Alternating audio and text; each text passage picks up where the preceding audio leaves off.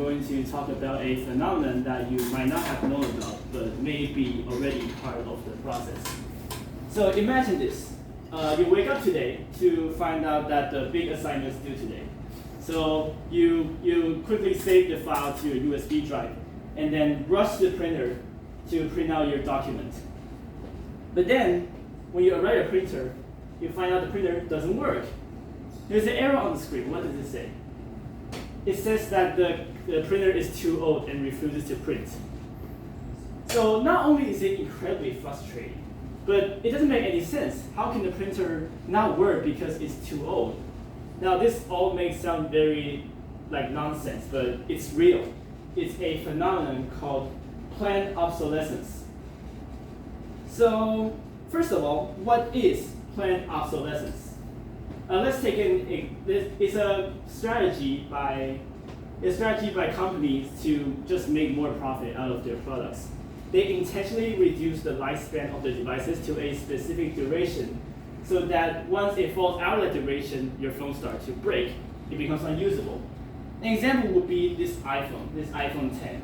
And then this application requires iOS 17, but this phone stops supporting in iOS 16. So you have no choice but to just get a new one.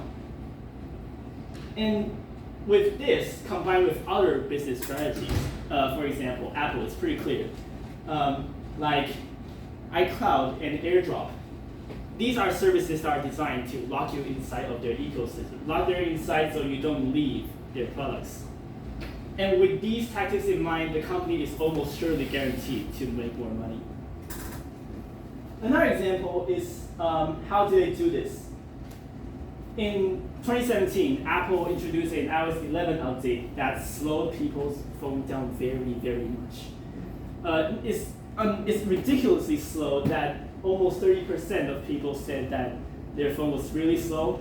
And at some point, my phone caught the update too, and it becomes so hot. It's very, very hot. As hot that it locked my phone out before I can use it. And that was really frustrating. It's kind of like gaming on my dad's old PC. It's hot, it's old, it's slow. It's not something I want to use it ever again. And also, Apple intentionally reduces the lifespan of the devices. So once the support window ends, you'll just lock on a specific version. So my iPhone 7 is on iOS 15. And I could not, so because they lock you outside of the support window, and people have been complaining about the iPhone 7 should be perfectly able to run iOS 16, but unfortunately it isn't. As a result, I am locked out of the official ChatGPT app. I cannot use ChatGPT on my phone. Can you imagine the disappointment? And the fact that I saw this, I was like, oh my god, how is this possible? So, and besides this, it's not just smartphones that are prone to this problem. Things like printers, clothing, cars are all prone to this kind of situation. From printers that lock you with software locks, and then clothing with low-quality fabrics, and cars with proprietary parts. Especially cars. These cars use very special parts that your manufacturer other manufacturers cannot produce otherwise. That forces you to take the car to a genuine service center to pay an enormous fee to repair it. Now finally, what can we do to avoid this? So first of all, do enough research on the product that you're planning to be using. So you do the research, so you'll figure out if the device lifespan fits your need.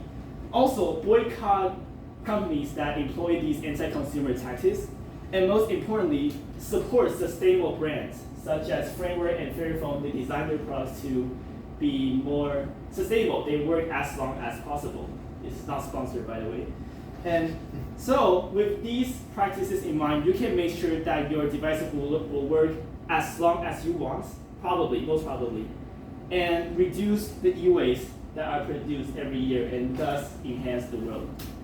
Thank you.